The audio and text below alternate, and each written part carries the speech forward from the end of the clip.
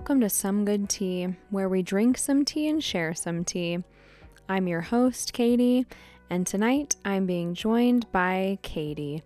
Our topic for this evening is monsters and cryptids, a personal favorite for us both.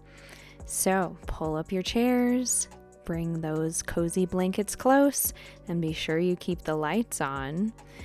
You might want to pour yourself a piping hot cup of Little Shop of Horrors by Wynnwood Farms, which we are enjoying while we'll be sharing some of our creepy stories and favorite memories of some of the monsters and cryptids that we like best during this episode. Let's jump on in. It's our favorite season. Spooky season. I mean, that means we get to talk about all of our favorite things. Yes. Oh, love me a good spooky season. I know. It's not around long enough. I mean, I start July 5th, but that's fine. Well, that's when all the, stores start putting out all their decorations and stuff. So I don't put up decorations before October 1st. Yeah. But I'm definitely feeling the vibes. Oh, yeah. Well, so basically, I was explaining this to a woman in Hobby Lobby. A full adult woman in Hobby Lobby. I feel like the people who frequent Hobby Lobby should know how to decorate. Probably. Right? But I was explaining this to her of how, in September, you put up your fall stuff. And then you leave it up. Mm-hmm. So that then in October, you can add your spooky stuff. Oh, yeah. Because spooky plus fall equals October. Yeah. And then in November, you take down the spooky stuff and just add a couple turkeys. Yeah. And still the fall stuff is there because it's still fall. Yeah. Very much still fall. So now you've been able to have the fall stuff the whole time. Ta-da! Yeah. So it's much, much less work. Yes, it's a lot less work. And especially if you're a big fan of the fall stuff, you can enjoy it that whole time. And be like, wow, look how fun and cute and fall flavored my space is. Yep. And it minimizes the extra that you have to do. It does. And I, don't get me wrong, I love decorating. I love how the end result looks. Yeah. It's the same thing as packing for vacation. Oh. Love going on vacation. Don't love packing. Don't love packing. Oh. I love decorating. I think the hard thing for me is timing it right. So, because I work so much, it's just okay, I have to time it just right of getting this stuff out in the boxes and this and that. And then timing the repacking of the stuff. Yes. So I have to be very strategic. Yep. Because it is involved. Because I have a bunch, especially Halloween, I have a bunch of stuff. My problem with decorating is that sometimes I will buy things July 5th, when everybody's setting it out. I will buy things and store them away for October 1st and then completely forget about something that I bought. Oh, no. And I'll find it as I'm putting things away. You're and whoa. I bought this and I have to wait till next year. Look at this. Dang it. Yeah. You gotta keep track of that stuff. Yep. And it's important to put stuff back in the same, put the fall stuff in the fall stuff box, put the Halloween stuff in the Halloween box. If I notoriously, if you miss something and you're oh no, it's Christmas and there's still a human skull, now I'll just put the human skull in the Christmas box. Yes. Right? Just put a Santa hat on it. Yeah. But then next year when I'm putting out all the Halloween stuff, I'm where did my human skull go? And then I don't find it again until I take out all the Christmas stuff and I'm gosh dang it, Gary. What are you doing in with the Christmas tree? Yep. Then he just becomes Jack Skellington. Yeah. Yeah. It's a real problem. Yep. It's a real problem. Anyway, we're not talking about the trials of decorating. This episode, we're going to talk about monsters. Ooh. While we're talking about monsters, we're enjoying Little Shop of Horrors by Wynnwood Farms. It's one I've had on the podcast before when I've told spooky stories. Oh, Little Shop of Horrors is so good. It's great. But anyway, would you like to roll the dice and start us out and see what kind of monster we talk about? Ooh, here we go. 8. If you've seen some of the old classic monster films, which one do you like the best of the monsters and why? How old are we talking? The old classics. Come on. The black and white. You know which ones I'm talking about. The OG monsters. The ones that defined the genre. Oh. Yeah. I don't know. I think if we talk classic and like what defined like monster movies. Yeah. I think about the original, like, Frankenstein. Right? I was just going to be like, Frankenstein, Dracula, like, the Wolfman. Yes. Like, and there were others that followed because they did so well. Yeah. Right? But then there were those few original ones. Yeah. And then you have, oh gosh, I haven't actually seen it. There's, like, a swamp monster one. Yes. I forget what that one was called. There's, like, I think it's called Night of the Living Dead. Yes. And it's like one of the original zombie movies. It's original zombie movie. Yeah. Yeah. But those really good. Those paved the way for so many things that we have. Not all were winners.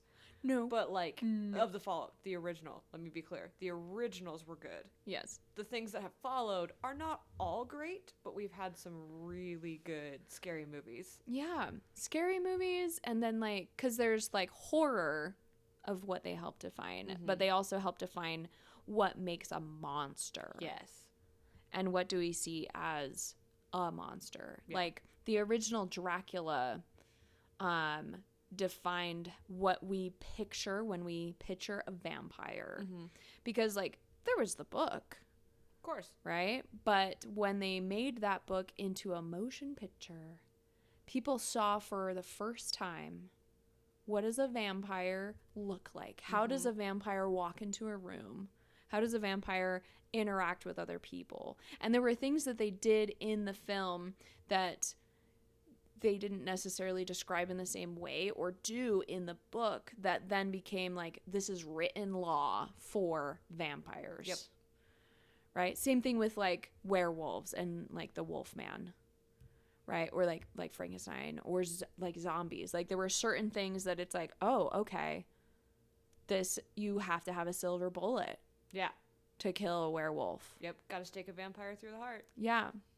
And like before that stuff was defined in film, there were stories and folklore and stuff like that about these monsters that varied widely of like, well, how do you kill a werewolf? Or what even is a vampire? And they were all really different, but then it became like, oh, they have high-collared capes. And they can turn into a bat. Yeah. And they say blah, blah, blah. Don't say. Right? And they're all pale and they're all gaunt and they walk like this and they have the weird hair and like, right? Like it very much defined, this is what they look like versus like what they were from folklore before. And like you have Dracula and like depending on which form of Dracula you see, he can be like very attractive. And so you're like, oh, vampires are attractive. Yeah. But then at the same time that you were watching like a black and white film about Dracula, you were also seeing a black and white film about Nosferatu. Yeah. Who was like the actual like monstrous vampire. And like you did not see this guy and go like, oh my gosh, but he's so pretty. You saw Nosferatu and were horrified immediately. Yes.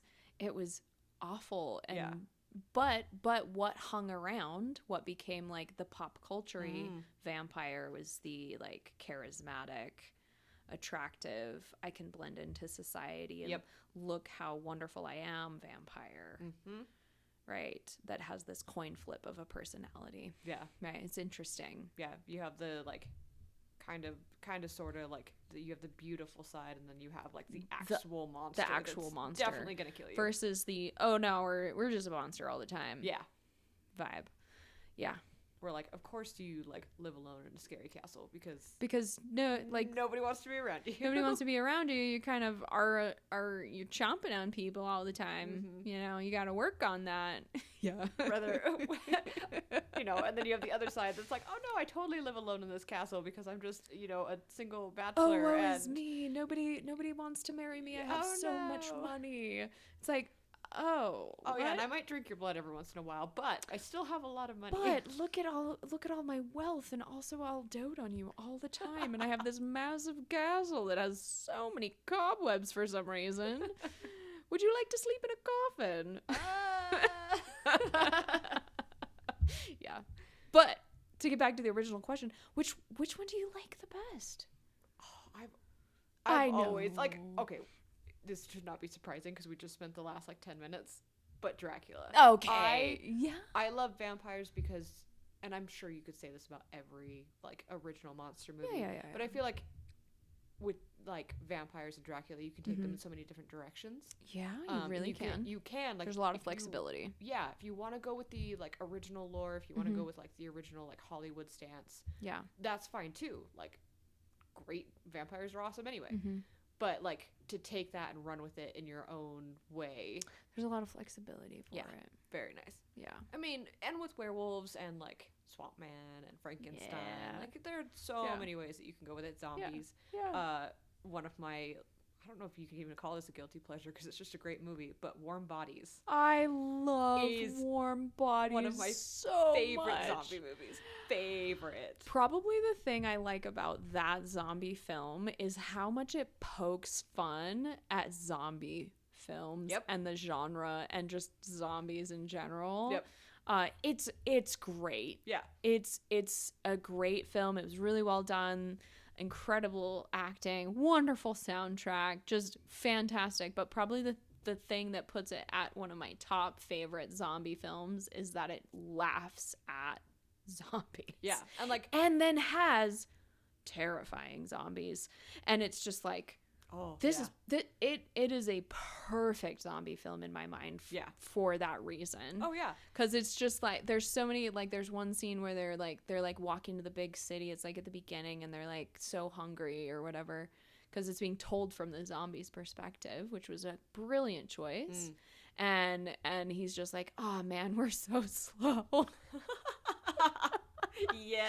And it's like, thank you. You are very slow. And don't get me wrong, like Dawn of the Dead, The Walking Dead, all of like the ones that are meant to be scary and like and sad and horrifying and whatever and dramatic are wonderful as They're well. still good. But man, I love a movie that can poke fun. Yeah. And still be, I mean, don't get me wrong, like still scary. The zombies in that movie that are supposed to be the scary ones, are scary. They're scary monsters. Yeah. And they fit in the genre, in the world of the zombie as a monster. Yeah. And the kind of lore that movie built. And I like how they have this kind of, they built this progression of the zombification. Yes. So that your suspension of disbelief is like, that makes sense. Right? It's like, okay, it makes sense that they're shambly and slow and kind of dumb. But then they reach this point in their zombification process where they're still rotten and dumb, but they're even more animalistic and primal, and now they have this crazy superhuman powers, but all of the reasoning is gone, all of the connection is gone, like everything else is just gone. They're just a zombie. Yep. They just want to nom brains. Right after vampires, I would say my second favorite, very, very close second, would be zombies. And see, like for me, I don't typically like zombies, and it is because of the whole like I usually don't struggle to suspend my disbelief that much, but with zombies I do. And I feel like with something like Warm Bodies, they did such a good job being like, guys, we know it wouldn't work, but it would work if this. And so I appreciated that. I really appreciated that, and that kind of nod to the like hyper zombification versus the like shambly, shuffly, right, just kind of dumb, laughable zombie. Yeah, because then like in The Walking Dead, like if you get overrun by them, then like you're totally screwed. And see, like that makes more sense, right? But if you don't, and it's just like right, there guys, are certain like moments where, walk briskly in the other direction, guys. Like one person faces down one zombie, and I'm like, but they're so like, what do you mean you faced them down? Are you an invalid? Could you not trip them? Like, are you? And it's like, oh, I got overpowered, and I'm like how? Was your blood sugar really low? Like, but then you get the World War Z type zombies that just book it towards you because they're technically not dead. Yeah, they're like infected with a virus that just makes them like whoever is listening to this, please feel free to correct me, I guess, if I ever see you.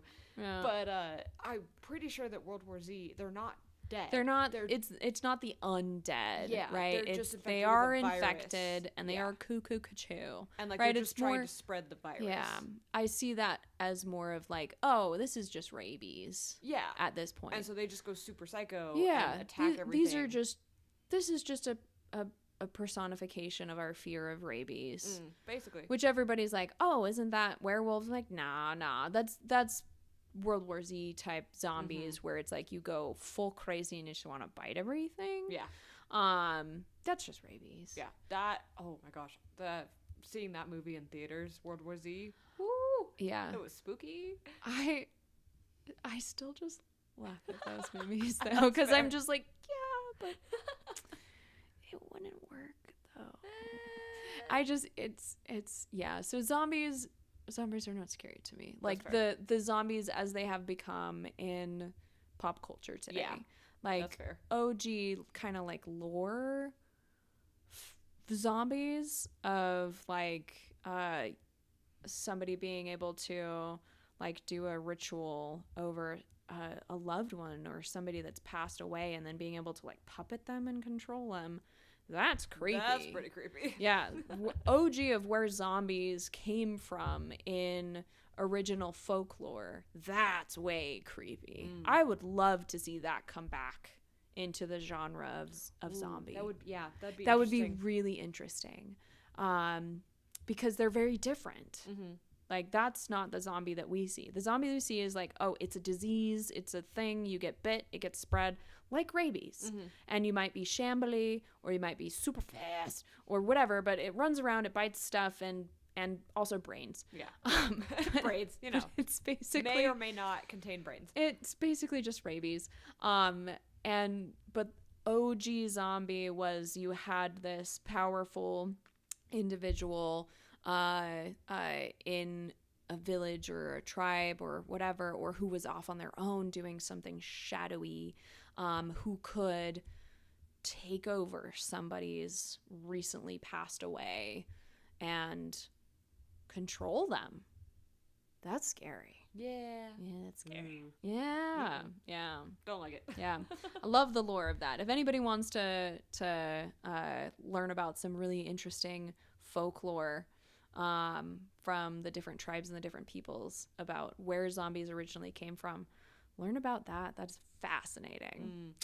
Yeah. Anyway, great first question. Yeah. I'll roll the dice. Let's learn about some more monsters. 9. Man, we're not getting very far. Yeah. Staying in the middle. Is there a modern cryptid or monster that you've had an experience with? Ooh. I feel like being originally from Oregon. Yeah.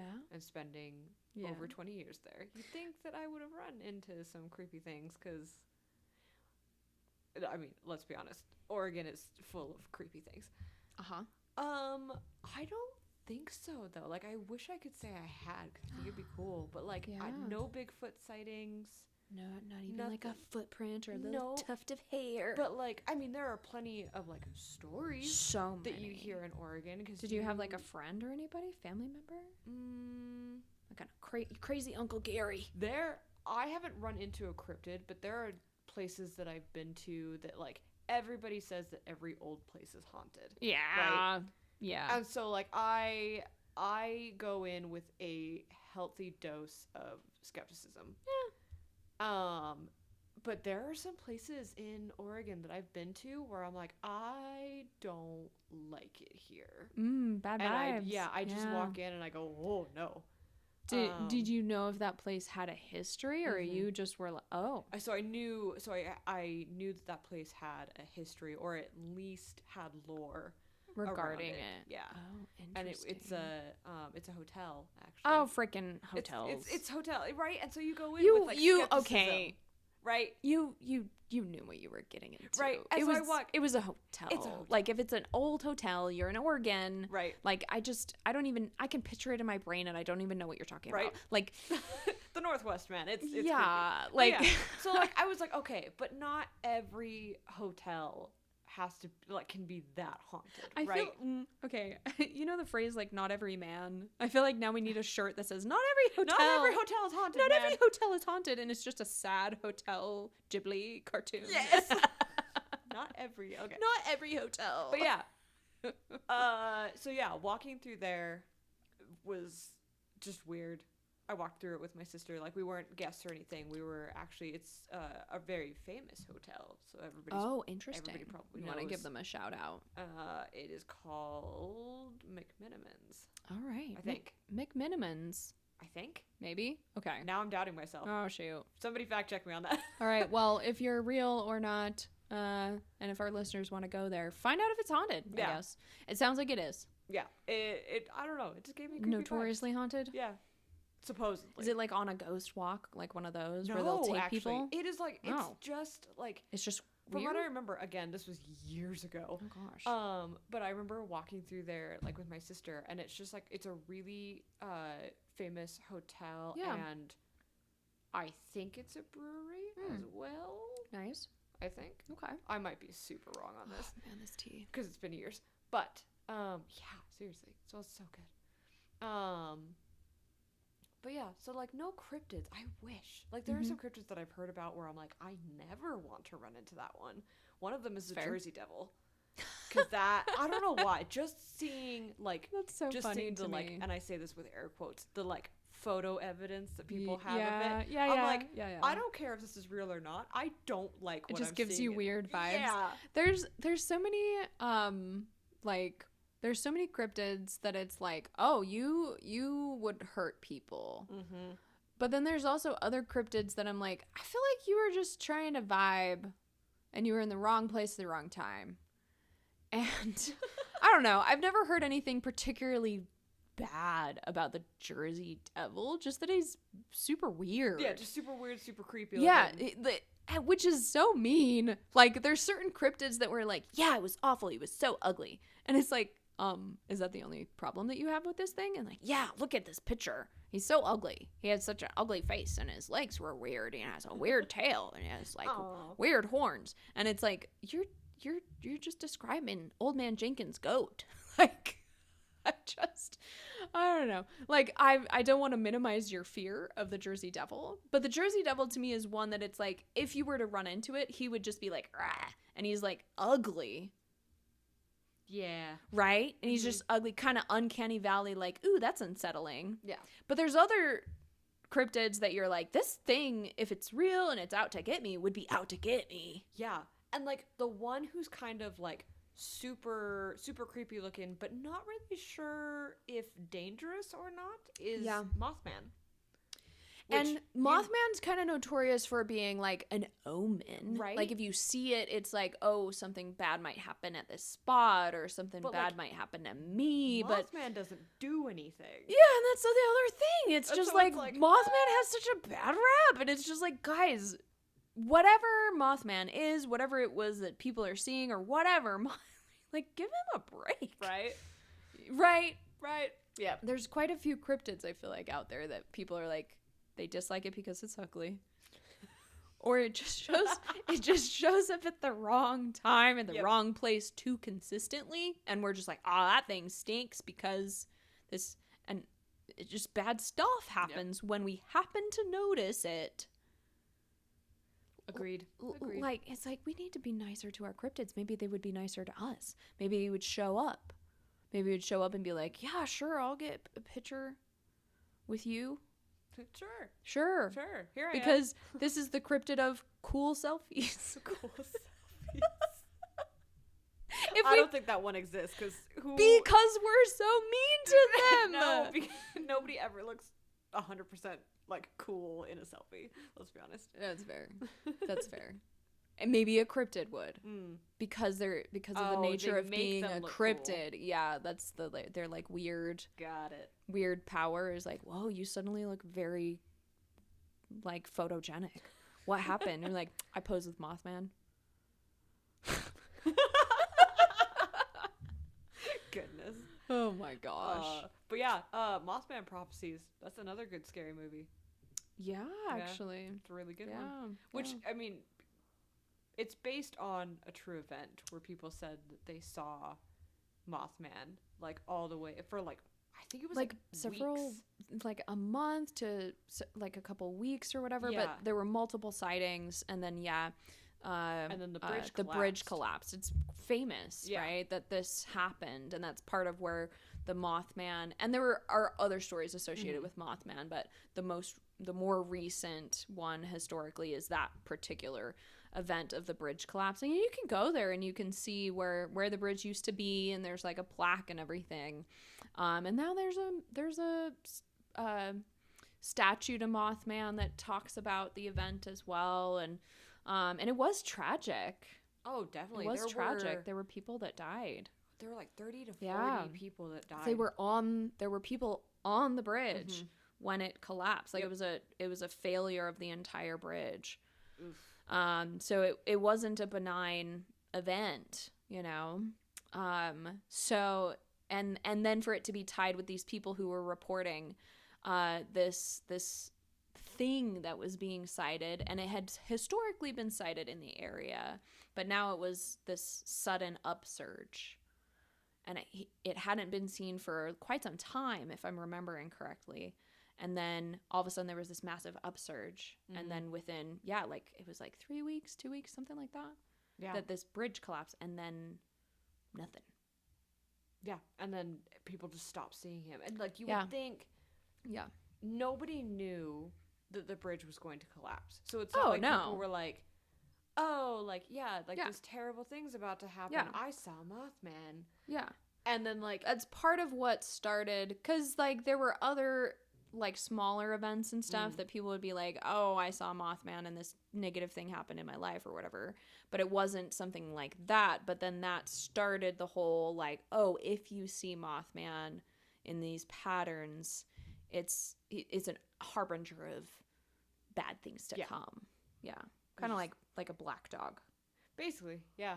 Which is so funny that like things like that, like lore, just comes up like that, where it's like, oh, if a black cat crosses your path, you see a black dog. Yeah.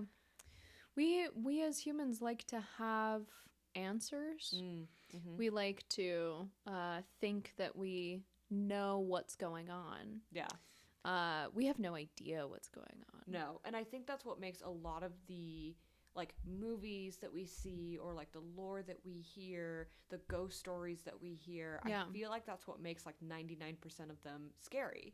Yeah. Is because you don't understand, and it's like that fear of the unknown. Yeah. Which I feel like many people have that fear, whether it's huge or small. Yeah. Like I feel like we all have that like deep down. Yeah. And so like when you can't fully explain something, it immediately becomes scary. Yeah. Like my my irrational monster fear, cryptid fear, is Sasquatch, or like Bigfoot, that's or fair. Yeti, or whatever. However, big hairy ape man, and any of the like Monster Hunter shows or like stories or whatever, like if I wanted to like get the creeps anytime I was a kid up to like being an adult, if I want to like get the to be like creeped out, all I have to do is like watch a show or talk about or think about freaking Bigfoot for like an extended period of time, maybe like 10-15 minutes. Even now, if I like start talking about it, I'll be like, it's a little creepy. It's like dark outside. Yep. My house backs up against like a little mountain range kind of vibe, and it's like out of the periphery of my eye, you know, it would be like, what if he came walking through your little townhome complex? Yeah, right, exactly. Right. And I feel like some of that like creeped out, like it's almost a like fear of like, oh my gosh, like fear of seeing a wild animal, like when you're out hiking or whatever. I'm not scared of like a moose or a deer or a cougar or a bear. I've seen them. Or rattlesnake. Like, I know what to do. But Bigfoot? Yeah, what do you do for Bigfoot? I've heard the stories. And like I'm very much on the fence. And kind of leaning way more towards the fence of like, it's probably like my logic brain is like not there, guys. Sorry. Yeah. We as a species are really invasive and make a lot of mess and use up a lot of resources. And if there was another large animal that was existing in a space, we'd probably know about it by now, you know? And see, that's the funny thing. Maybe it's just because I grew up in Oregon, but like Bigfoot never scared me.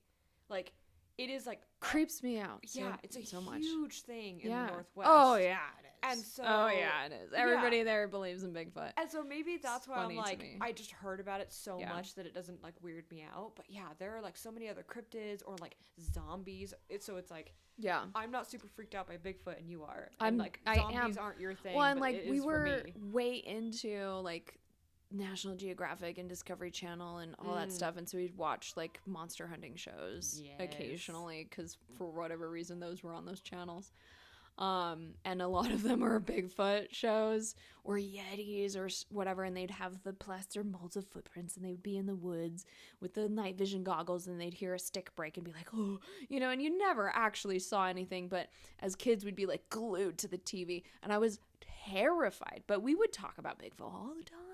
Yeah.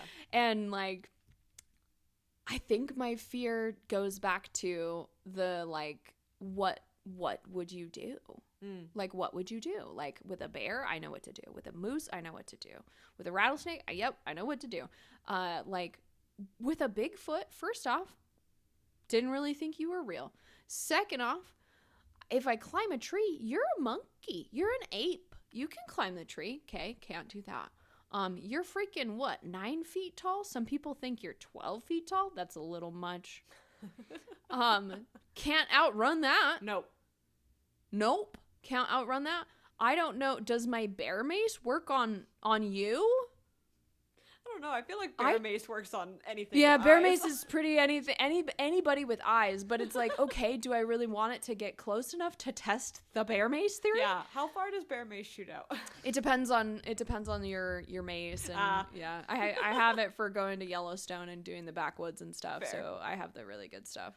But I'm not about to like be like, all right, let's wait. Like, let's wait. If I actually see a Bigfoot, but like I'll let you know, guys. I'll let you know if I actually see a Bigfoot and test the mace. Send me pictures on the Bigfoot. No, I'm not gonna be holding my camera in one hand and the mace in the other hand and be like, oh crikey, we got ourselves here a Bigfoot, like in his natural habitat. Let's pepper spray him in the face. Like no, don't do that. No. So yeah, I think the fear comes from the unknown of like what do. Yep. Where do I put my hands in my pocket? Do I do the hokey pokey and turn myself around? Like I don't know. And Bigfoot's creepy because you act kind of like a bear, and like 99.9% of the stories that I've heard, I'm like, that sounds like it was a bear. Yeah. That sounds like your camp was being invaded by a hungry bear. And bears are hungry. bears are hungry and snuffly and big. Very big. Yeah. And you'd be like, I'm really experienced. I would know bear from anything. It's like, not at 2 a.m. Yeah. And not when people go missing and they're like, oh, what could have happened to them? What could have happened to them? There's a lot of things It's out in the woods. wilderness. There's also a lot of nothing out in the woods and big rocks and like sudden drops. Yep. And like cliffs and trees that fall over and just like it gets really cold at night and you could just die from that. Like it's sad.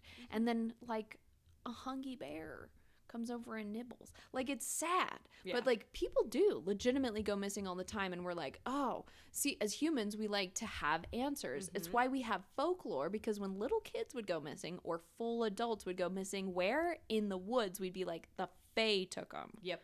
When in reality it's like, no, Larry probably lost the trail, wandered off, and fully just got lost and froze to death because it's oldie times. Yeah. And it's a huge area to search. Because you can be like, oh, yeah, we searched everything top to bottom. Everywhere. But it's so easy to overlook. Yeah. It's so easy to overlook. And you got to think about, like, the topography. Wherever you are, it might be like, oh, this is desert. There's no trees. There's no nothing. We'd be able to see them. Holes are a thing. Yeah. Abandoned mines are a thing. Like, and you're like, oh, but we looked all up and down the, like, mountainsides and stuff. It's like, yeah, listen to what you just said. The mountainside? Yeah. Like there's all it takes is a little crevice to fall in. Yeah. Sure. Hi, Declan. Declan likes to scale things while we're recording.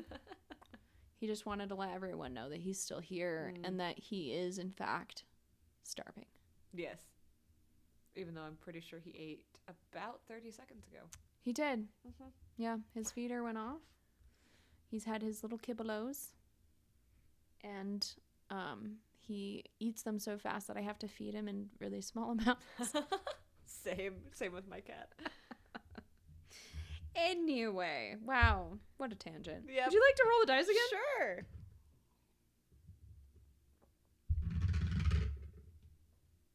What? Did you just get another 9? No, I got a 6. You got a 6. There are a lot of well-known monsters and cryptids throughout history and pop culture. But do you know of any less well-known that you particularly like? Oh, gosh. It's really testing my cryptid knowledge. Or, like monsters, right? Yeah. I don't know. I feel like all of the ones I know about. I know you. I feel like you could name off a monster that you like, that you're a fan of, that not everybody knows. You like the spoopy things. Okay. So the ones that maybe people don't know, and again, I'm going to completely forget everything that I know. Oh, that's fine. But the ones that scare me the most, because I haven't heard of them over and over again, like Bigfoot, are like the folklore that you'll find in like Japan. Oh my gosh. And I think it's because they're so weird. A lot. And like, yeah, they're weird. Like, our cryptids are weird too. Like, the American folklore is super weird too. However, I feel like not all, but most of the American cryptids, if you leave them alone, they'll leave like you alone. Yeah. But I feel like with a lot of like the like Japanese or like Chinese or the yokai and the oni, like, if I'm saying that right. They're yokai, I'm not sure. Oni, yes. But like there's a lot of stories that the ones that scare me are like weird. You're just doomed. If you run into this thing, you could be the most innocent person ever, just taking a walk through the woods, just walking through a building, just living your life, and this thing just decides that it's gonna mess with you, and there's no way out. There's some really intense ones, and like there are some that are extremely hostile, and then there are some that are like kind of sort of on the fence, and then there are some that are just straight up weird. Yeah, they're just weird. They're not harmful. Yeah, they're just straight up weird. I actually love yokai for that reason of just how varied they are and how different they are, and like the insight that they give you into like the culture of where they came from and their time in history and all that. I love lore and the insight that it can give you into cultures and stuff. Yeah. But they're intense. Yeah. They're like intense. They're and I think it really gives you a perspective on the kinds of people and the kind of life that they were living compared to the kind of life that like Americans were living when they talked about Paul Bunyan and Babe, you know, versus like, and that's not really a cryptid, but like that's folklore for America versus like werewolves for people in England, right? And like this very agrarian society that's like, oh, wolves are really bad because they're going to eat our livestock, so the worst thing that a person could become is like this thing that would attack our livelihood, right? Livelihood, like and us. Yeah, and then you have the yokai and the oni, and you're just like, oh, you're like, oh, it could be so much worse. You're just straight up demons. Yeah. Like, okay, the weirdest one, I heard about this one recently, and forgive me, I don't remember what it's called. That's okay. However, it starts with if you go into a public restroom and you use, of course right? it does. And I'm like, of course why? It does. Just leave me alone. I feel like all of them are like, here we see Rupert living his completely normal life. Let's destroy him. Right? Like, for no reason. It happens if you go into a public restroom. Yeah. And if you're alone, I think you have to be alone. And if you use one usually is. Right. But if you use the last stall, like as you're walking into the bathroom, and if you go to the very last stall and you go in, then you'll be visited by basically a demon. And this demon asks you if you want to use red toilet paper or blue. And it's a trick question. It's Matrix up in here, except for there's no pills. Right. And it's just like, okay, I would like to go. Okay, see, so here's the thing. Here's what makes this one terrifying to me is because, like, I don't like stories where there's no way out. Right? Oh, so you're like, a trap. It's like a logic trap. Yeah, you're like, it's a I'll riddle. Just be smart about this. This is like Jinn. Right? This is like a Jinn situation. Yeah, and so you're like, okay, I'll just be smart about this. And you're like, okay, well, what happens if I pick the red one? If you pick the red one, it stabs you to death. Great. That makes sense. Red invokes death and blood. Right? So then you're like, okay, don't pick the red one. Red is always bad in these situations. But if you pick the blue one, it strangles you. Probably get drowned or, yeah. Yeah, it strangles you until you turn blue. And then you're obviously dead. Yeah. But then you're like, okay, I'm just not going to pick anything. Yeah. And if you probably is still going to kill you in some horrific form. Yeah, if you don't, I don't remember what happens if you don't pick anything, but you do die. And then if you're like, oh, well, I'm just going to pick a different color, it'll basically drown you in the toilet. And I'm like, so how do I? And people are like, I looked it up, and people are like, yeah, there's no way. There's no way out. This thing. There's no way out. And I'm like, oh, that. Yeah. Okay, well, I'm never using a public restroom ever. It's like a social commentary on bullying when they would like you in give you a swirly. Yeah. Yeah, it's like a social commentary on the bullying, except for it's like murder. Yeah, murder. Instead, it's like, well, because you didn't give us your lunch money today, we're going to murder you. Like, what? Yeah, but there's just like stories like that, and there are some others where it's like the entity will come up and ask you a question, and you have to answer a certain way to survive. But this one, I was just like, so what am I supposed to do? Yeah. This one, that's rough, buddy. Yeah, it's rough. That's rough, buddy. Don't use public toilets. Is there an option? Like, what would it do if you're like, can I have both? Like, what if we have a purple toilet paper? What if you take because there's the whole meme that went around for a while of like, what if Neo took the red pill and the blue pill? Would he just become like like he's Neo, right? He's a chosen one. But what if he took the red pill and the blue pill and swallowed them at the same time? I'm so indecisive. Just swallow them. Yeah, right. When it's like, would it mess you up, or would you just like be teleported to somewhere else, or like what would have happened in the Matrix? Black hole. Right. Like, would you break the game? Right. You know, when you glitch out of a game or whatever. So what if you take the yokai's blue and red toilet paper? Do you glitch out of the game? He just I need to completely out of the know bathroom. anybody who knows anything about this Oni or yokai, whichever one it is. First off, we need to know which one it is. Yeah, I What's wish I it could remember called? The name toilet of it. paper. The toilet paper demon. What would happen? Does anyone know what would happen if you took both the blue and the red? I feel like it's like, is it just a massacre, or do you glitch out of the game, or does the Yoni now have to get a swirly? What if you have your own personal stash of toilet paper and you're like, haha, now you have to pick the green one?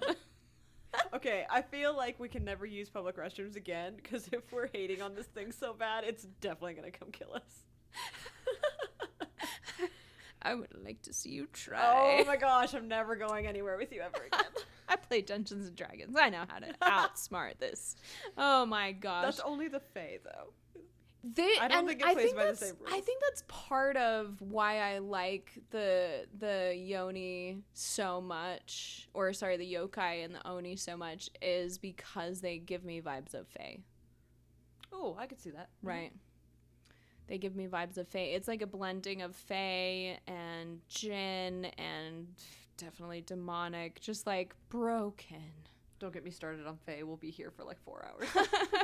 But you see what I mean, where it like kind of pulls from, like, we're trickstery, but we're definitely murder hobos, and like we can't be trusted, but some of them are pretty freaking playful and just weird, because they can be. So they're not all like this weird toilet paper demon. But I do like them. I do like them. They don't creep me out. Yeah. But Bigfoot, man, what's his deal, yo? Absolutely not. If he showed up, I'd be like, what do I do? Oh, monsters. So interesting. Monsters are great. That's so spooky Good after all. storytelling. Except for you, freaking Bigfoot. I'm watching you. Not zombies, but Bigfoot. Freaking Bigfoot. Well, guys, this is probably all we have time to talk about tonight. But we'll talk at you later. Bye-bye. Thank you for listening to Some Good Tea. If you've liked what you've heard, go ahead and follow us on Instagram and Facebook and give us a like. Share us with your friends and family, and check out our website, somegoodtea.com. There you can also find the descriptions of each episode, as well as the teas that we drink at each episode. You'll be able to learn how to brew them yourself and be able to share them more easily with your friends and family. As always, we are not a sponsor of these teas. We just want to be able to share our passion for brewing and drinking tea more easily with our friends and listeners like you. We have grown because of you, and so we appreciate your continuing support. As always, thank you, and we will talk at you later.